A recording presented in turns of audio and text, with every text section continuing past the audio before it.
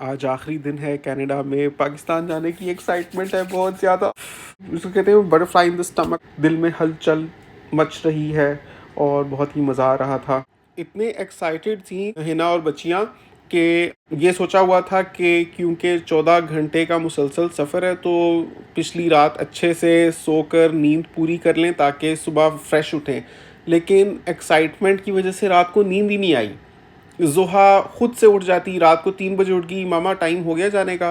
हालांकि हमने निकलना था घर से 9 बजे। तो हिना ने कहा अभी नहीं, ज़ोहा सो जाओ। फिर ज़ोहा खुद से 4 बजे उठ गई, फिर जीनिया उठ गई 5 बजे। ना ये खुद सोई ना इन्होंने माँ को सोने दिया। फिर 5 बजे जीनिया उठी थी तो उसके बाद 5:15 बजे तो मैं ही उठ गया क्योंकि नमाज भी रहती थी और फिर सहरी का टाइम हो गया था क्योंकि रमज़ान चल रहा था ना। फिर हिना ने सहरी भी बनानी थी। तो बस सारी रात जागते ही गुजरी। नर्वसनेस भी हो रही थी हिना को बहुत ज़्यादा। ज़ाहिर है उसने अकेले ट्रैवल करना था बच्चियों के साथ। हालांकि पहले गई थी पिछले साल भी, और मैं इन्हें ये सोचकर भी अकेले भेजा था कि कॉन्फिडेंस आए, ज़रा अकेले ट्रैवल करना आए कि बच्चों के साथ मैनेज करना। क्योंकि इंसान सोच तो लेता कर लूँगा, लेकिन अनलेस उस चीज़ में से खुद गुजरता नहीं है तब तक वो कॉन्फिडेंस डेवलप नहीं होता। लास्ट टाइम गई थी तो इस बार she was more confident than before, लेकिन उसके बावजूद नर्वसनेस थी। ज़ाहिर है बहुत ज़िम्मेदारी वाला काम है, पासपोर्ट संभालने होते हैं, अपने सारे डॉक्यूमेंट्स का ख्याल रखना होता है। जब एयरपोर्ट से रवानगी करीब थी तो मैंने हिना से पूछा कैसा फील हो रहा है। हिना कहती मुझे ऐसे लग रहा है मेरा बोर्ड का पेपर होने लगा है। ज़ाहिर है उस वक्त जेहन में बहुत कुछ चल रहा होता है। ये देखना होता है कि हैंड कैरी में क्या हो और चेक इन क्या करवाया जाए, और ये भी एक डाउट रहता है कि सारी चीज़ें लेकर जाने देंगे यानी। लास्ट टाइम क्या हुआ था कि ये वाला चीज़ होता है ना जो आपको मैं दिखा रहा हूँ स्क्रीन के ऊपर, तो ये मैंने साथ भेजा क्योंकि पाकिस्तान से काफ़ी महंगे चीज़ मिलते हैं और उनकी ये क्वालिटी नहीं होती जो कनाडा के चीज़ की क्वालिटी होती है। हिना हैंड कैरी में लेकर जा रही थी तो निकाल दिया स्टाफ ने। वो कहते हैं कि दिस इज़ स्प्रेडेबल, ये नहीं जा सकता। तो अगर तो कोई बाहर है तो हमें बताएं तो हम उनको दे देते हैं, नहीं तो this is going to get wasted. तो हिना ने कहा बस 1 मिनट रुक जाए, मैं चेक कर लूँ, मेरे हस्बैंड शायद बाहर ही हों। तो मैं बस एग्ज़िट कर रहा था, इतनी देर में मुझे कॉल आती है। मैंने कहा ये क्या बात हुई, अभी तो ये अंदर गए थे तो मुझे कॉल क्यों आ रही है। तो मैंने कहा अल्लाह खैर करे। मैंने उठाया तो हिना कहती है बिलाल आप इधर ही हैं। मैंने कहा हाँ इधर ही हूँ। कहती है या जल्दी आए वापस आए। मैंने कहा क्यों, क्या हो गया। जोहा जीनिया तो ठीक है ना। जोहा बहुत रो रही थी। लास्ट टाइम की बात है, इस बार जीनिया ज़्यादा रो रही थी, पिछली दफ़ा जोहा ज़्यादा रो रही थी। मैंने कहा जोहा जीनिया तो ठीक है। तो हिना कहती है नहीं नहीं वो तो सब खैरियत है, अल्लाह का शुक्र है, ऐसी कोई परेशानी वाली बात नहीं है। ये चीज़ इन्होंने निकलवा दिया है तो ये अगर आप ना लेकर गए तो ये ज़ाया हो जाएगा।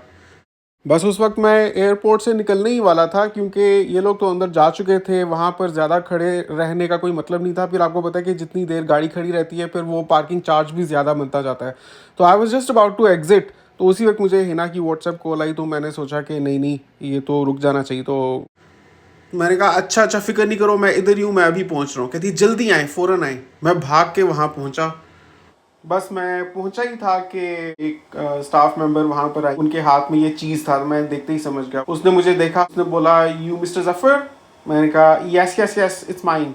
कहा ओह देयर यू गो। मैंने कहा थैंक यू सो मच।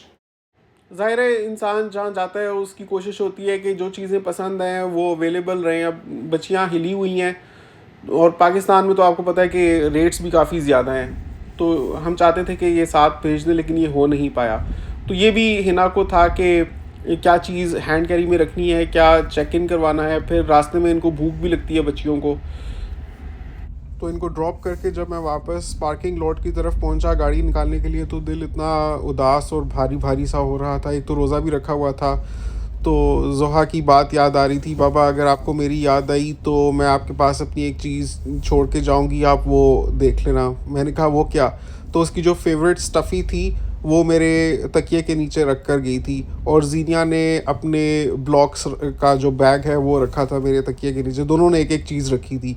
तो वो कह रही थी कि जब भी आपको हमारी याद आए तो आप इनको देख लेना तो फिर आप इजी फील करेंगे। मैंने कहा अच्छा ऐसे ही करूँगा। उसके अलावा मैं जहाँ सोता हूँ तो उसके साथ जो वॉल है उस पर कार्ड्स बनाकर वो भी चिपका कर गई थी, लव यू बाबा, और बहुत सारे दिल बनाए हुए थे। तो इस तरह से हिना ने भी कुछ चीज़ें दी थी। ऑफिस से तो मैंने ऑफ़ लिया हुआ था टोरंटो में मैं था, साथ ही मिसिसागा है जहाँ बहुत सारी बफ़े डील्स होती हैं। रमज़ान भी चल रहा था, भूख भी लगी हुई थी, लेकिन रोज़ा खुलने में तकरीबन 6 घंटे बाकी थे। वैसे तो अगर मैं किसी जगह चला जाता, जैसे रिप्लेस एक्वेरियम जा सकता था, तो टाइम किल हो जाता। लेकिन फिर मैंने सोचा कि अकेले बफ़े का भी मज़ा नहीं आएगा, क्योंकि मैं काफ़ी मिनिमलिस्टिक से लाइफ़स्टाइल का सा बंदा हूँ। मुझे खुश रहने के लिए बहुत ज़्यादा चीज़ों की ज़रूरत नहीं होती। वो तो एक एक्सपीरियंस हो जाता है जब आप फैमिली के साथ जाते हैं, तो चलो सब खा पी रहे होते हैं, एंजॉय करता है बंदा, साथ में बंदा व्लॉग भी बना लेता है, चलो इन्फॉर्मेशन लोगों को भी मिल जाती है। लेकिन अगर मुझे सिर्फ अपने आप को ही एंटरटेन करना हो, तो मेरे लिए एक सैंडविच ही काफ़ी है, या एक खजूर और एक समोसा ही काफ़ी है। तो मैंने सोचा कि इट विल बी यूज़लेस, इसलिए मैं नहीं गया। वैसे ही दिल भी भारी सा हो रहा था, तो मैं बस सीधा घर की तरफ ही चला। तो यहाँ से जब मैं निकल रहा था, तो जितनी देर गाड़ी खड़ी रही थी उसका बिल पे करना था। तो मैं यहाँ पहुँचा था तकरीबन 9:15 बजे, और तकरीबन 11:15 बजे के करीब मैं यहाँ से निकला था।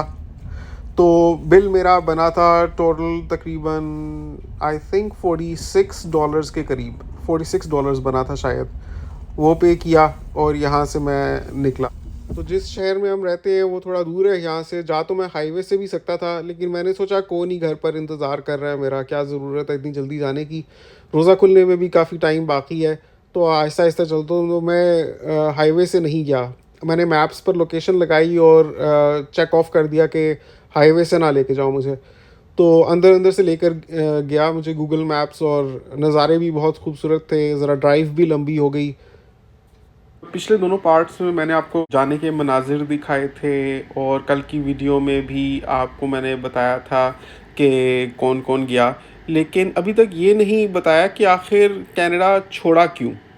तो उसका जवाब आपको मैं आज की वीडियो में दूंगा। आपको पूरा पता चल जाएगा कि वो कौन सी रीज़न थी जिसकी वजह से हमने कनाडा छोड़ा, और ये हमने अचानक ही फ़ैसला किया। मतलब ऐसा नहीं था कि कोई सोची समझी चीज़ थी। बस अल्लाह ने जिस वक्त जहाँ का दाना पानी लिखा होता है, तो इंसान का जहन उस तरफ माइल हो जाता है। अचानक जहन में ख्याल आया, टॉस किया। वो भी बड़ी एक दिलचस्प कहानी है, फिर किसी व्लॉग में आपको सुनाऊंगा। इसी में शेयर कर दिया तो काफ़ी लंबा हो जाएगा। टॉस किया था हमने, और फिर शर्त लगाई थी। तो वो भी बड़े मज़े की कहानी है, देखिएगा। लेकिन सब्सक्राइब करेंगे तो आपको पता चलेगा ना। ऐसे मैं वीडियो अपलोड कर दूंगा तो आपको पता भी नहीं चलेगा। आपको बेल आइकन प्रेस करना है, ताकि जैसे ही वीडियो अपलोड हो तो आप नोटिफाई हो जाएं। तो कुछ लोग ये भी कह रहे थे कि आप ये क्या कह रहे हैं कि कनाडा छोड़ा। भाई जाहिर है कि इधर से निकले तो पाकिस्तान गए ना। जैसे बंदा एक स्पोर्ट छोड़ता है तो दूसरे स्पोर्ट पर जाता है, तो इस तरह से वक्ती तौर पर छोड़ा तो अभी पाकिस्तान गए हुए हैं। बहरहाल गए इसीलिए है कि मैं चाहता था कि बच्चियाँ और हिना सब अच्छे तरीके से ईद मना लें, क्योंकि ये गोल्डन मेमोरीज़ होती हैं। और हर चीज़ का एक वक्त होता है। अगर वो चीज़ उस वक्त पर ना मिले ना, बाद में अगर मिल भी जाए तो उसकी वो खूबसूरती नहीं होती।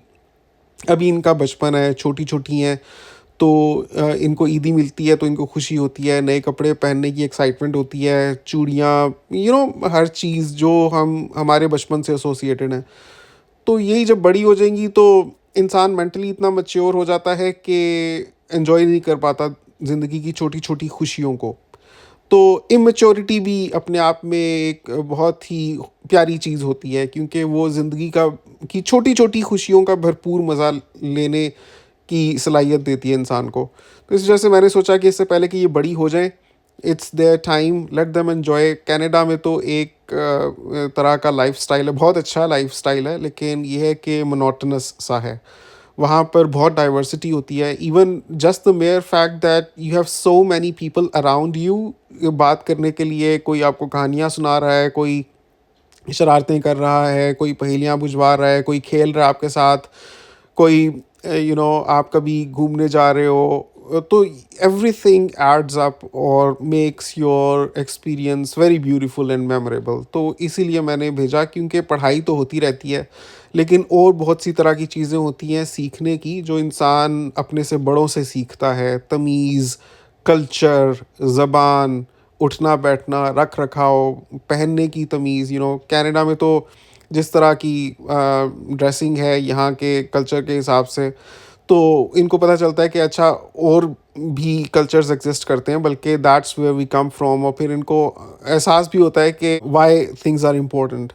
And it goes both ways, ना सिर्फ इनके लिए बल्कि सच्ची बात है कि ये भी मैंने सोचा था कि हमारे रिश्तेदार हैं, ज़िंदगी का किसी का कुछ भरोसा नहीं है, तो एक और बार मिल लें, कुछ पता नहीं है कल का। पिछली दफ़ा तो जब गए थे तो बताया हुआ था, इस बार कंप्लीट सरप्राइज़ था सबके लिए। तो होपफुली आपको वजह समझ आ गई होगी। अभी भी अगर आपका कोई क्वेश्चन है तो नीचे कमेंट्स में कर दें, तो पार्ट 4 में आपको मैं उसका जवाब दूंगा। उसमें मैं आपको बताऊंगा कि कितने टाइम के लिए गए हैं पाकिस्तान, वेदर इट्स टेम्पररी और परमानेंट या जैसे भी है।